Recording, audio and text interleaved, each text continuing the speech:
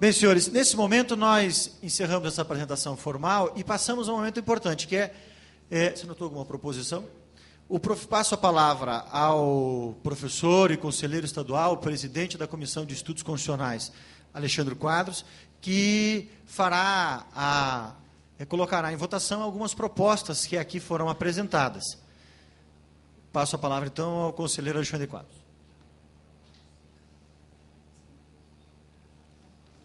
Professor Zumar, professor Ingo, eu vou tomar a liberdade de tentar transmitir a síntese daquilo que eu ouvi em matéria de proposta, mas deixo aberto para a gente construir juntos aqui, vamos dizer assim, essas propostas. Professor Zumar, do que eu entendi, a promoção de campanha de esclarecimento à população e a reafirmação da impossibilidade teórica e jurídica de realização de reformas constitucionais por meio de Assembleia Constituinte exclusiva. Está correto? Esse é o...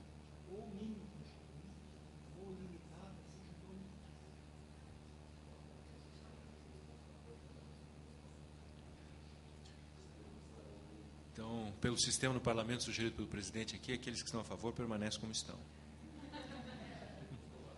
Está aprovado. Professor Ingo, eu não sei se o verbo está correto. Seria retomar o regime de solidariedade? Resgatar?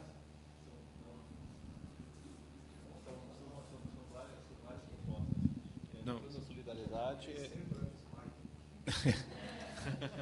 No plano da solidariedade, é só apenas que ela seja uma solidariedade filtrada pela subsidiariedade, respeitando tanto o esquema federativo, digamos assim, realmente ele levado a sério, e também no plano das relações sociedade-Estado, realmente uma repartição de atribuições e responsabilidades entre sociedade e Estado mais clara e mais efetiva. Nesse sentido, sim, é resgatar a solidariedade, mas nessa perspectiva dupla, né? Sim, eu chegaria nisso, para não... Então, resgatar o regime de solidariedade com subsidiariedade em nível federativo, prioridade na prevenção, sustentabilidade por meio de medidas de potencialização de receitas e redução de despesas do sistema de saúde.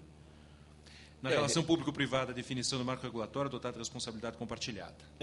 Na questão das receitas fica um pouco vazio, assim, na essência é isso, mas tem que, acho que fazer bem claramente menção à questão orçamentária, orçamento impositivo, vinculação de receitas quando se trata de gastos essenciais, saúde e educação, pelo menos isso, assim, acho que tem que estar bem claro, que são coisas mais concretas, não? Senão fica assim, um pouquinho aberto. Se disser que tem que poupar e economizar, vai ficar na mesma.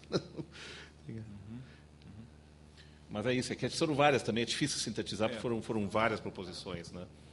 Tá bom. Então vamos lá, resgatar o regime de solidariedade com subsidiariedade em nível federativo, prioridade na prevenção, orçamento impositivo, vinculação das receitas para gastos essenciais, saúde e educação, pelo menos.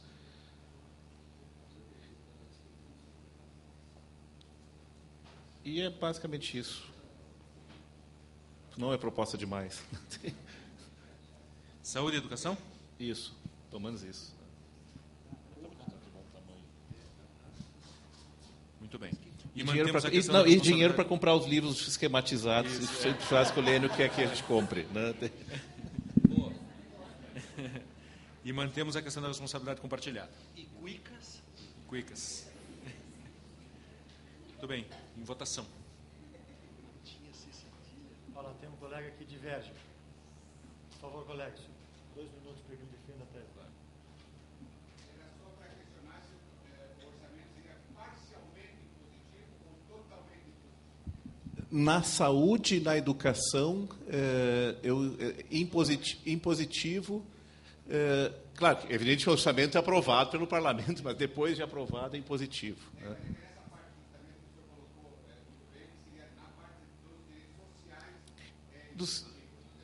Sim, ele tem que ser mitigado, senão evidentemente engessa, né, totalmente isso. Muito bem, então temos uma aprovação sem ressalva. Tem uma manifestação da colega? Não? Muito bem, senhor presidente, devolvo a palavra, então, e agradeço.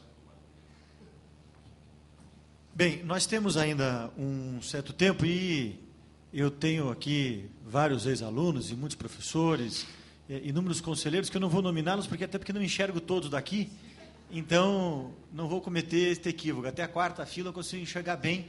Inclusive o professor Comparato, quero deixar claro que quem o viu, porque eu já não enxergava lá em cima, foi o professor Quadros que me alertou da presença. Então, por esse motivo, quero agradecer a todos, mas queremos abrir a palavra àqueles que quiserem, por sua vez, fazer alguns questionamentos a quaisquer um dos membros da mesa. A palavra está aberta. Pois não. Eu queria fazer um questionamento para o doutor Silent a respeito de qual a sua opinião sobre a situação do ressarcimento ao SUS. Aquela previsão, né, da pessoa que tem uma cobertura no plano de saúde, acaba sendo atendido, né, pelo Sistema Único de Saúde, aí vem a cobrança em relação ao plano, e existe uma reclamação muito grande dos planos, né, tanto com o fato de que a pessoa não deixa de ser cidadão, não deixa de ter direito a ser atendida pelo SUS, pelo fato do plano de saúde, mas com relação às tabelas, de que, via de regra, os valores que são cobrados das operadoras de plano de saúde nesse ressarcimento são muito maiores do que os valores que o SUS acaba pagando para os seus profissionais. Então, eu gostaria de saber qual a sua opinião sobre isso. E as operadoras não têm que pagar de novo o SUS? Esse é um dos tantos problemas que nós estamos. Esse é um dos tantos problemas que nós estamos vivenciando dentro da gestão e dos arranjos, digamos assim, né? Nós temos o sistema de saúde hoje, com certeza, mas é um problema sério. Com certeza, essa disparidade realmente ela é problemática e gera várias distorções, assim como também existem vários hospitais que atendem um volume muito maior do que inicialmente previsto e acabam também não sendo ressarcidos, né? Assim, enquanto isso não for claramente pactuado e realmente de uma forma racional e razoável, não tem realmente como sistema funcionar. Vamos ter problemas no setor público, vamos ter problemas no setor privado. Isso é inevitável, né? Então, é evidente que isso é um dos tantos problemas que nós temos que ajustar. Claro que tem outros problemas também que envolvem o caso clássico. O sujeito tem, então, a diferença de classe, né, coberta. Ele se interna pelo SUS, depois tem a diferença de classe paga, também se encontra. São todas amostras desse problema de como o público e privado no Brasil estão se estranhando, digamos assim, não só nessa seara, né? Especialmente porque nós temos uma regulação clara e efetiva, né? Grande parte daquilo que o Lênio afirmou também, os problemas é a falta de regulação. Em um país sério, nós não precisamos correr para o Juizado Especial Cível, cada um de nós, para questionar 10 vezes por ano conta de telefone cobrada a mais, ou problemas de telefonia, uma regulação forte e efetiva, né? Mas isso no Brasil não faz de conta, porque, na verdade, o custo da nossa telefonia é um dos mais altos do mundo e é um dos piores serviços do mundo. Mas, como é altamente tributado, fica todo mundo satisfeito. As empresas telefônicas, o governo, que se locomete com isso, e não há interesse, com todo respeito, né, de se fazer regulação efetiva nesse e vários outros setores, né? Nós não temos agências reguladoras realmente independentes, tá? Claro, sou eu aqui para falar disso, não temos gente muito mais competente, mas nós temos problemas seríssimos assim, nessa seara, e é evidente que com regulação efetiva, né, sequer precisaríamos estar entrando na justiça para discutir essas questões, porque a regulação efetiva já daria conta do problema, né? Ou se funciona ou fecha. A empresa paga uma multa imensa, que depois não é judicializada, né? E depois ganha uma liminar para não pagar a multa. Claro, estou falando de casos patológicos. É evidente que uma multa em qualquer lugar do mundo pode ser discutida no sistema judiciário quando ela for manifesta proporcional e desviante da ordem jurídica. Mas isso não é a regra, isso é a exceção, né? Então, é um sistema que se reproduz e leva a esses efeitos colaterais, na minha modesta opinião. Viu, Ingo? É tão importante isso que isso hoje está em 5 bilhões, mais ou menos, e até os planos de saúde tentaram enfiar uma tunga aí na viúva, né, meter a mão numa medida provisória que parece que a Dilma, pressionada, ela retirou, porque enfiaram um artiguinho numa medida provisória sobre a venda do babaçu, para poder enfiar lá, sempre tem um contrabando, colocaram que era um modo de dar um alívio para os planos que estão devendo quase 5 bilhões para o SUS. Exatamente por isso que você acabou de colocar. Então, acho que é nessa linha, com certeza. Colega, por favor. Eu só pediria que, logicamente, sem o nome do conselheiro, mas isso, para que fique registrado no áudio.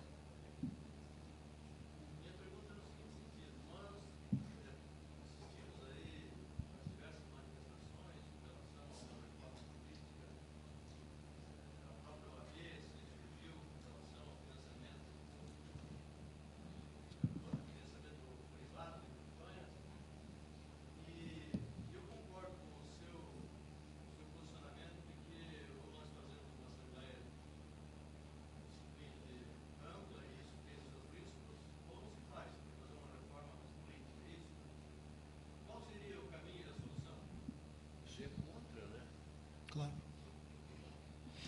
Eu penso que, para pegar o ponto do tema que você sugeriu, reforma política, quase toda a reforma política que for ser feita, eu imagino assim, 90%, se realmente se desejar, nem precisa mexer na Constituição.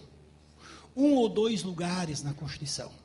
O que significa, então, que para fazer uma reforma política efetiva, se é que se deseja, praticamente não precisa tocar na Constituição.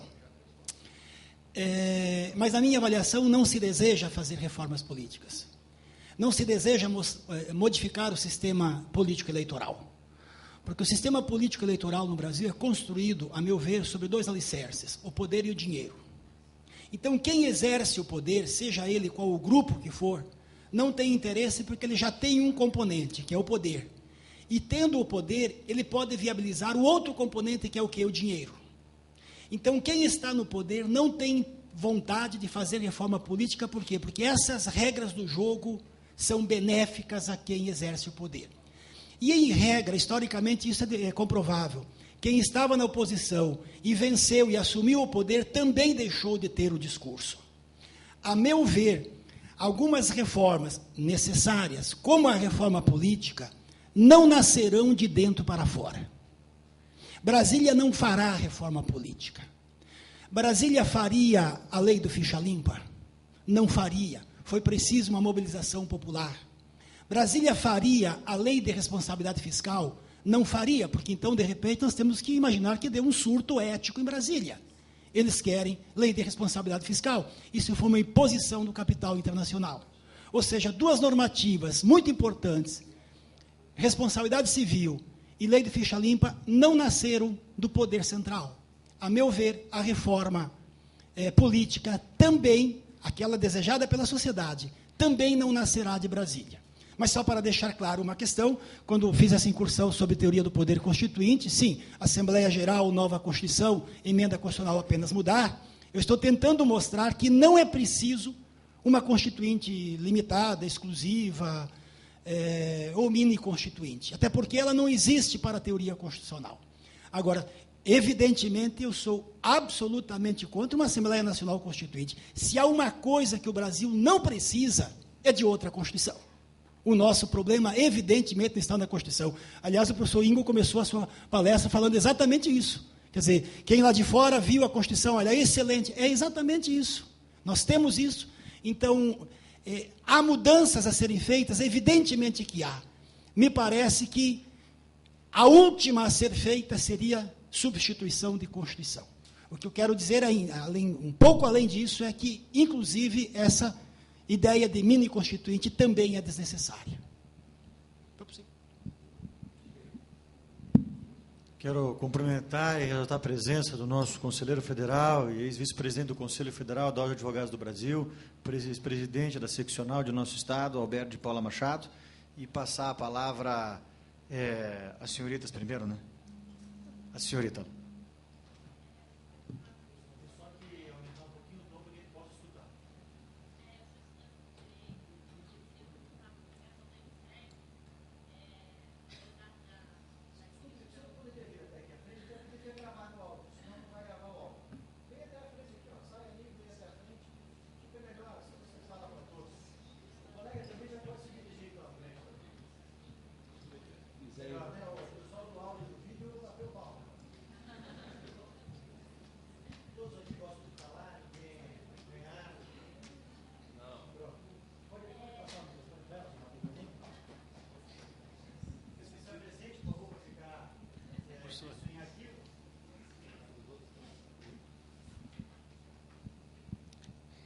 Meu nome é Alana, eu sou estudante de Direito e eu queria perguntar ao professor Lênin Streck, apesar da crítica, eu estou lendo o livro do Michael Sandel e eu queria perguntar, na verdade, se é possível pensar o direito longe dos valores morais, né? Porque, na verdade, essa sempre foi a questão, a discussão do direito desde sempre. E como seria possível fazer o direito dessa forma? E a diferença disso que você propõe para a ideia do positivismo jurídico? Bom, vamos lá, devagarinho, né? Bom, eu não sei o que você já leu. Você está lendo Sanders, mas leu alguma coisa minha?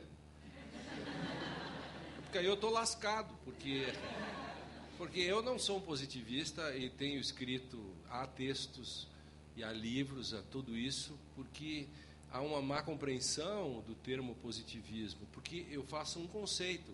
O positivismo não é o velho clássico positivismo do exegetismo ou das três formas. A jurisprudência analítica inglesa, ou o pandectismo alemão, ou o exegetismo francês, a gente chama de legalismo, ou, enfim, o Ferraioli chama de paleopositivismo.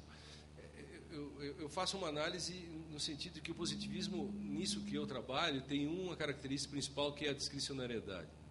Então, o poder discricionário, ele muda de feição, ele muda primeiro o legislador tem a discricionariedade, e depois acaba essa questão caindo para o judiciário, com essa questão do protagonismo que se estabelece a partir da força dos tribunais constitucionais e, no Brasil, do judiciário. Então, nós estamos falando coisas diferentes. Então, e outra, vou aconselhar você ler, por exemplo, um livro chamado Jurisdição Constitucional e Decisão Jurídica. São 987 páginas, em que eu exatamente analiso, num longo capítulo, a diferença, a má compreensão que as pessoas têm, inclusive de mim mesmo, de achar que eu estou separando direito e moral. Nem Kelsen separou direito e moral. Ele separava a ciência jurídica, a ciência do direito e da moral, que são coisas diferentes, porque ele trabalhava em dois níveis. Não estou dizendo isso para me mostrar aqui, só estou dizendo que isso é muito complexo mesmo, e que, quando eu estou dizendo que juiz não moraliza o direito, eu estou exatamente dizendo que as questões, o Brasil é uma república, visa erradicar a pobreza e a justiça social, as questões estão postas no plano de uma esfera, numa cooriginariedade entre direito e moral, essa discussão já está posta. O que eu não admito, claro que nenhum de nós é um alface, você tem pressupostos morais, éticos, etc., né? A diferença que eu faço entre moral e ética é a diferença do Working, por exemplo, como ele faz isso, mas, por favor, quando você vai decidir, você tem uma responsabilidade política e você não tem o direito, por exemplo, por achar que a senhora com 3 filhos, você fica com pena dela, ou você inventa um princípio para resolver esse problema, você está esquecendo que essa é uma questão que está posta, por algum modo, foi uma opção legislativa que não é inconstitucional, até porque aí vem um filtro. Eu recomendo para você um livrinho chamado O que é isto? Decido conforme minha consciência, que casualmente é meu também, que você vai ver, em 30 segundos eu explico. Um juiz só tem 6 modos de deixar de aplicar uma lei. Primeiro, se ela foi inconstitucional. Segundo, se numa relação texto e norma ele fizer uma interpretação conforme, ou o tribunal. Terceiro, uma nulidade parcial sem redução de texto. Ou quarto, se for uma nulidade parcial com redução de texto. Quinto, se estiver em face da presença de antinomias. E mesmo assim tem que cuidar, porque lex posteriores derroga lex anteriores, se ela for inconstitucional, volta ao critério anterior da Constituição. E, por último, uma relação regra-princípio, desde que você tenha a noção de que princípios são deontológicos, eles são normativos e não são simplesmente valores que, como se diz por aí, fofinhos, pela qual se pode ficar corrigindo o legislador. Imagina, o parlamento se reúne durante meses e meses para discutir uma lei, o presidente pode ou não pode sancionar, e existe toda uma jurisdição constitucional, aí um sujeito, na sua sala, inventa um princípio. E aí ele diz que esse princípio vale mais do que toda aquela lei. Não estou dizendo que princípios, em relação à regra, têm superioridade, óbvio, mas estou dizendo que princípio não é qualquer coisa que se diga. Há toda uma tradição que tem que ser vista naquilo que se entende hoje, a partir, por exemplo, de autores importantes que tratam disso, do que são princípios. Por que eles não são deontológicos, simplesmente finalísticos, e sim normativos? Essa é a questão. Não sei se eu consegui responder, mas pelo menos ficou bonito, eu acho. Colega, por favor, pode ir. Passa, nos auxilie. Boa tarde a todos. Até queria comentar aqui o professor Lênin Streck. Vou ter mais uma pergunta, só a sua e mais uma só, porque daí o nosso tempo já está se esgotando. Sexta e sábado estava numa aula de pós-graduação sobre ética, Uma das matérias que a gente estava era a ética, de sexta e sábado, e a gente passou os 2 dias debatendo Taylor, House e o Sandel. Mas aqui a pergunta... Não, era de ética. Ética. Mas o Sandel foi sábado inteiro, a gente, e o Taylor. Mas a pergunta é, acho que para o professor Gilmar, sobre questão de estrangeiros. Professor, aqui o Paraná a gente tem um problema ali no Foz do Iguaçu, com os paraguaios que vêm para cá obter o LOAS, o benefício assistencial. E o Estatuto do LOAS ele não prevê, né, para o estrangeiro a extensão do benefício. Os haitianos hoje também. Se o senhor acha correto, sem impor qualquer critério, né, estender esse benefício, isso não vai causar um desequilíbrio orçamentário aí? E a outra questão também envolvendo o estrangeiro é aqueles estrangeiros que já estão aqui, permanentes, trabalhando, se você não acha correto que eles deveriam votar, ao menos ali no município em que residem, porque são pessoas que contribuem, trabalham, né? São essas 2 questões. Obrigado. Bem, eu pretendo... isso aí está um pouco mais localizado no direito internacional, né? De qualquer modo, eu vou tentar construir uma fundamentação. Na segunda hipótese, parece-me que não. Se o estrangeiro que está aqui poderia votar, penso que não, mesmo que estamos vivendo aí num tempo de abertura, de globalização. A mim parece que não. A legislação de cada país, a Constituição de cada país estabelece critérios, pressupostos a serem preenchidos para exercer esse direito. A sua primeira questão me parece ainda mais complexa, porque além de uma dimensão de direito internacional, também entra em questões previdenciárias, onde evidentemente eu não tenho atuação. Embora eu tenha uma tendência a se estender direitos sociais às pessoas, e até mencionei isso um pouco, em um país que é a 6ª economia do mundo, a 77ª em indicadores sociais, ele tem que ter proposições de inclusão de pessoas, de permitir que um número maior de pessoas cada vez mais usufrua de direitos, ainda que o sistema seja capitalista. De qualquer modo, a mim parece também que esse sistema de seguridade social, levando em consideração quem o financia, também eu teria uma tendência a achar que não. Bom, então você dirá assim, essa pessoa ficou excluída, o Estado não existe para ela, né? Hannah Arendt diria assim, aí está o refúgio da terra, não há um Estado a qual ela pode se vincular. Nessa reivindicação, ele é brasileiro, é paraguaio de nascença, ele vive lá, produz lá e contribui lá, portanto, gera tributos lá ou aqui. Creio que esse seria um indicador para construir uma fundamentação. Tá? Claro. Para mim, eu vou meter minha colher, até porque o Zumar sugeriu isso, e eu vou aceitar, porque é um problema que envolve outras questões também, envolve direito à saúde, envolve outros dos nossos questões de direito de trabalho, enfim, N aspectos correlatos, né? Quanto ao LOAS, a Constituição é clara, mesmo para brasileiros, não é para qualquer brasileiro, porque o benefício da assistência social é pela própria Constituição previsto apenas para pessoas com deficiência e idosos, né? Portanto, o pressuposto para qualquer brasileiro recebê-la é esse, e para o estrangeiro, no mínimo, teria que ser o mesmo, seria só o estrangeiro idoso ou o deficiente, pessoa com deficiência, né? Visto isso, nós temos, evidentemente, outros benefícios. A segurança social não é limitada ao LOAS, e a assistência social é limitada ao LOAS. Assim como a saúde. Então, na verdade, o LOAS, eu também não entendo que haja como estender o LOAS especificamente ao estrangeiro, mas isso não significa que o estrangeiro não tenha direito à assistência social, não tenha direito a outros benefícios sociais, como saúde, por exemplo, o reconhecimento dos direitos trabalhistas, né, aqui, porque não há nenhuma relação entre a titularidade de direitos e a regularidade da cidadania do cidadão no Brasil, ou seja, a própria titularidade de direitos fundamentais não está vinculada ao fato de ser ou não ser brasileiro, especialmente porque são direitos de caráter universal. Então, sim.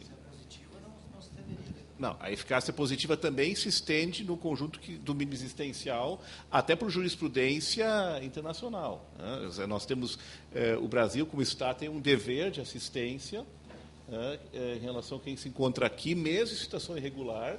Toda a Europa é assim, toda a Europa o cidadão, mesmo imigrante ilegal, enquanto pleiteia o acesso a ingresso no país, tem direito de receber prestações públicas. Né? O que não pode se discutir é que tipo de prestação ele pode receber e sob que circunstâncias. Né?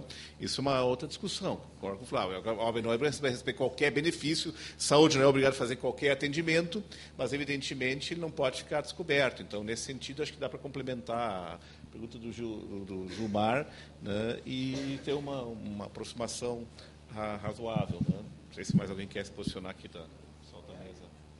Acho que tem.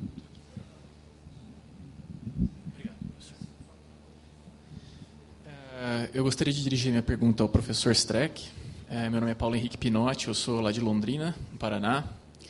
E, assim, o senhor deixou bem claro que não vê descolada, né, a moral do direito, mas que, vamos dizer assim, enxerga a necessidade de uma certa contenção de ímpetos judiciais.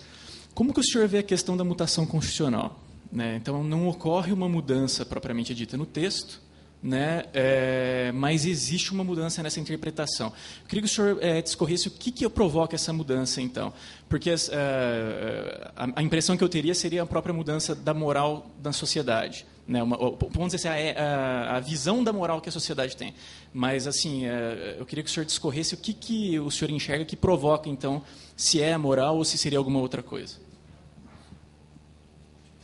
Essa é uma questão hermenêutica, né, que não dá para fazer aqui uma discussão sobre isso.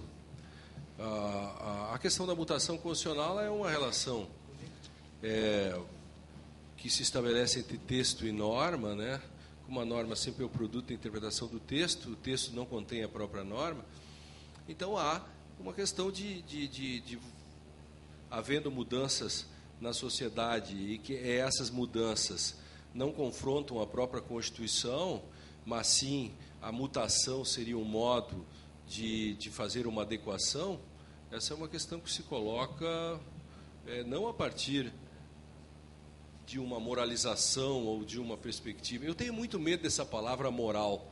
Essa é uma questão que veio para dentro das discussões, tipicamente na modernidade, para resolver algumas questões como álibis teóricos. Eu tenho muito...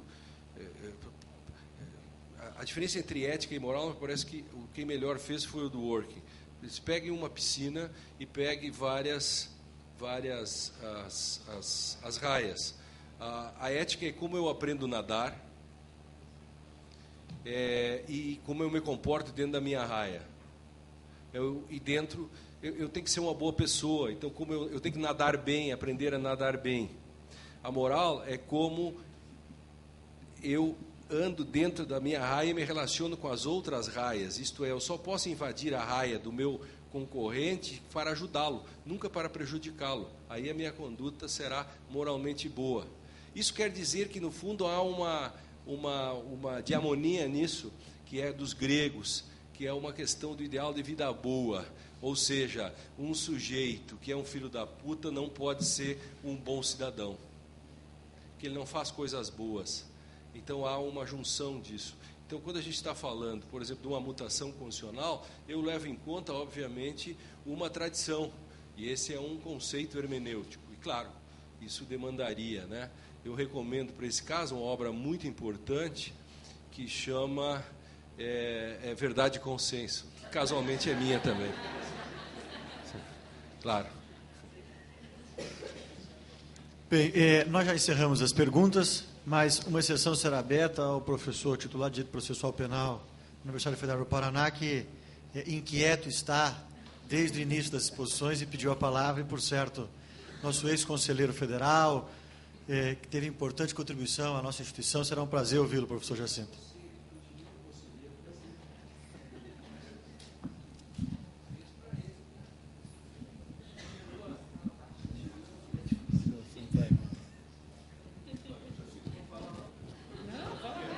Não é que eu tô rouco.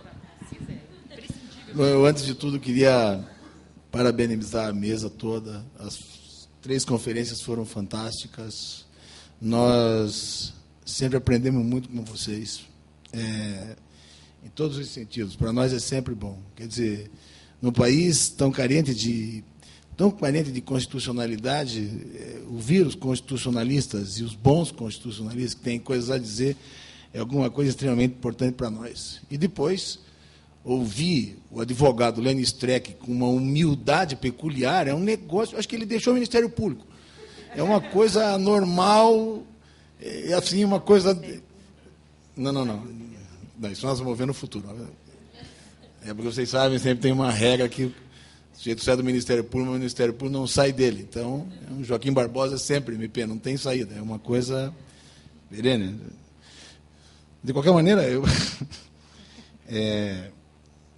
queria só pontuar uma questão extremamente relevante que vem a calhar um pouco com todas essas questões, que é uma matéria extremamente importante e que nós, que fazemos dogmática estrita, vamos dizer assim, entre aspas, vamos sentindo cada vez mais. Ou seja, o fato de que o nosso discurso jurídico penetra só até um determinado ponto, porque você, daí para frente, ou precisa dialogar, fazer um diálogo do jurídico com o moral, e fica complicado, ou simplesmente trombar na estrutura da relativização da Constituição, na relativização absoluta das regras e dos princípios. Seja porque você cria o princípio que quiser, e assim eu também crio, vamos dizer, mas, sobretudo, para poder driblar. É sempre o esperto que quer fazer o drible da vaca na Constituição e todo mundo está achando uma forma de driblar a Constituição. Por isso que é preciso falar claramente dela, por isso que é preciso ser que nem o Ingo, de dizer, botar a marca e dizer, não tenho medo de falar, vou falar, é assim, assim, assim, porque todo mundo precisa tomar uma postura. Ter Constituição, sobretudo, é ter limite. Constituição é limite. Sobre tudo isso. Então, desde esse ponto de vista, eu só queria mostrar a vocês por onde nós andamos caminhando lá para quem faz Constituição aplicada, como eu, que tenho que trabalhar com isso e sofrer um inferno quando se discute questões penitenciárias, questões penais e, sobretudo, questões processuais. Segunda-feira, fui fazer uma conferência em Londrina, o Alberto estava lá. E a questão é da dignidade. Nós sabemos quanto complicado é isso, porque a dignidade é um dos conceitos que se maneja e precisa manejar, porque está no centro do centro, é um princípio dos princípios da Constituição. E todo mundo fala muito disso, pouco a gente lê o Kant é velho, Kant está ultrapassado, etc. e tal. Enfim, nós sabemos o que significa, o que são as discussões, desde a turma da Paraíba, enfim, os alemães, nós sabemos como funciona tudo isso. Mas, olha que interessante, termino de falar, começam os debates, lá no fundo alguém levanta a mão para discutir.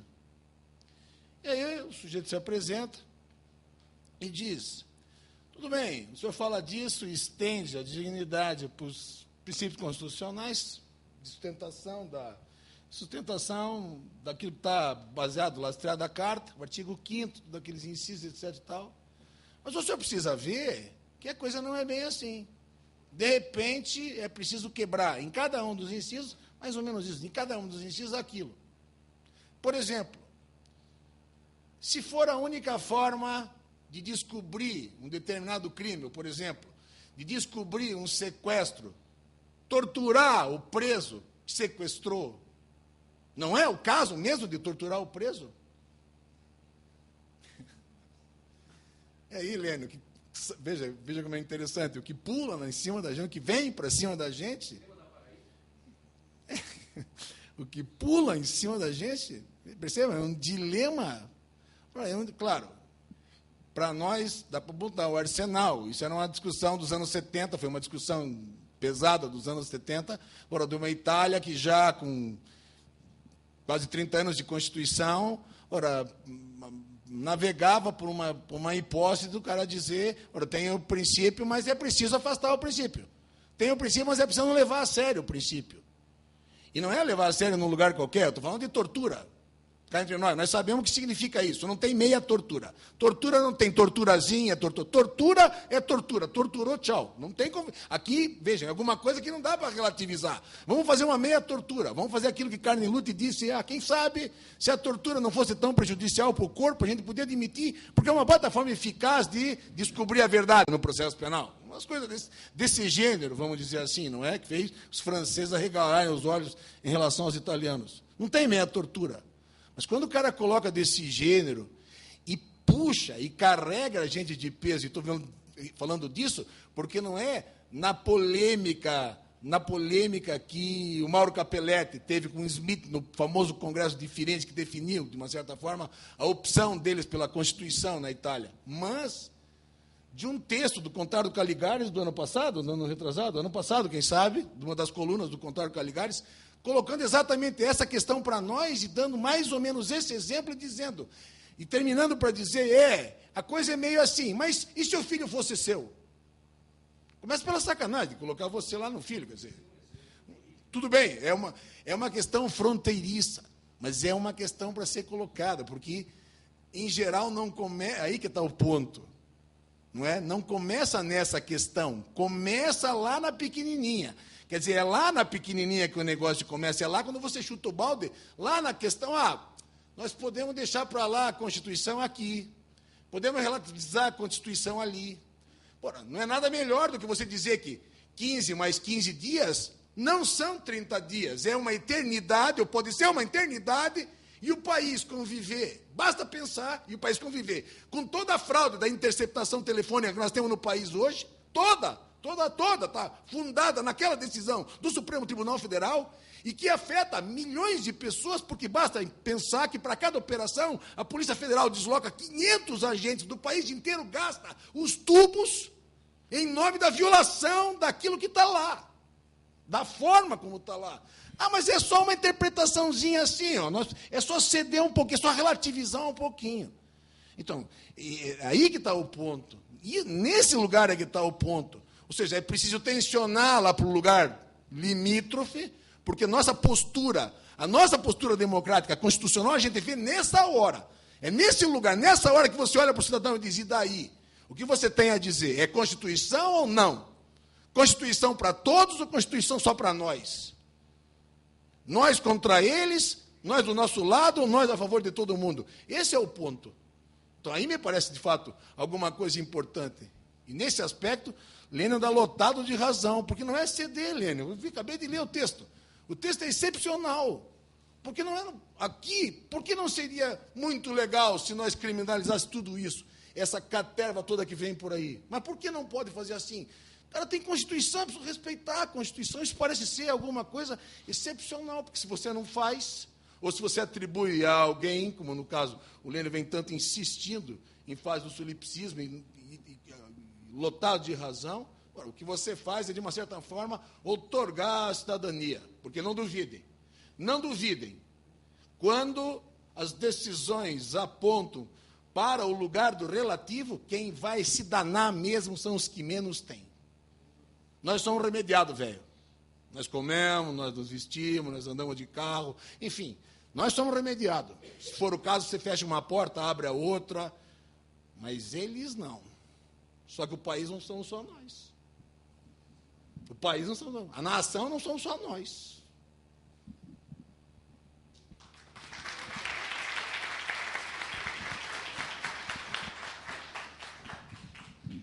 Quero agradecer a importante intervenção do professor Jacinto Nelson Miranda Coutinho. Quero agradecer a presença de todos, dos professores, e encerrar, talvez, afirmando algo que eu tenho convicção que Ingo, o Alexandre, o professor Lênio e o professor Zumar compartilham comigo esta perspectiva. O Lênio diz, há mais de uma década atrás, me recordo do Lênio dizendo que me digas o que entende por Constituição, que lhe direis o que entendes por jurisdição constitucional, e a capacidade de dizer o direito constitucional. E me parece que aqui a centralidade do debate está: quais são os limites para a atuação do Poder Judiciário para impor ou não novas hipóteses restritivas de direitos fundamentais? Assim, só para chatear, Ingo, a frase é assim, ó, sage mir deine Einstellung zur Verfassungs und ich sage dir, was du denkst über die Verfassungsgerichtsbarkeit, né? É isso, né? Isso. Diga-me o que pensas da Constituição e eu te direi o que pensa. Exatamente. Eu estava traduzindo só para homenagear o Ingo aí, que o Ingo pensa em alemão, aí eu só estava dizendo a frase em alemão para ele. Esses limites exatamente da jurisdição constitucional me parece que são os grandes limites e os grandes desafios que nós enfrentaremos nas próximas décadas. Me parece que uma jurisdição constitucional emancipatória é o que todos nós pretendemos. A pergunta é, qual emancipação? Me parece que também, de algum modo, os limites já estão postos. E os limites são os direitos e garantias fundamentais, na medida que é impossível admitir que o Poder Judiciário, via qualquer hipótese de interpretação, estabeleça novas hipóteses restritivas de direitos fundamentais, para além daquelas positivadas pelo Poder Legislativo, que é o único competente, após 88, para fazê-lo, ou então, seja ela fundada em valores morais, como muitos pretendem hoje na sociedade brasileira. Infelizmente, temos professores de diversas áreas, engajados ideologicamente, não no direito, mas em suas posições, vamos dizer assim, político-partidárias, que pretendem determinar um novo sentido para o Estado. E esse novo sentido para o Estado pode ser para o bem ou para o mal, de acordo dos olhos daquele que vê. Senhores, muito obrigado por participar desse painel. Foi um grande prazer ser presidente desta mesa e declaro encerrado o painel de Direito Constitucional da 5ª Conferência Estadual dos Advogados.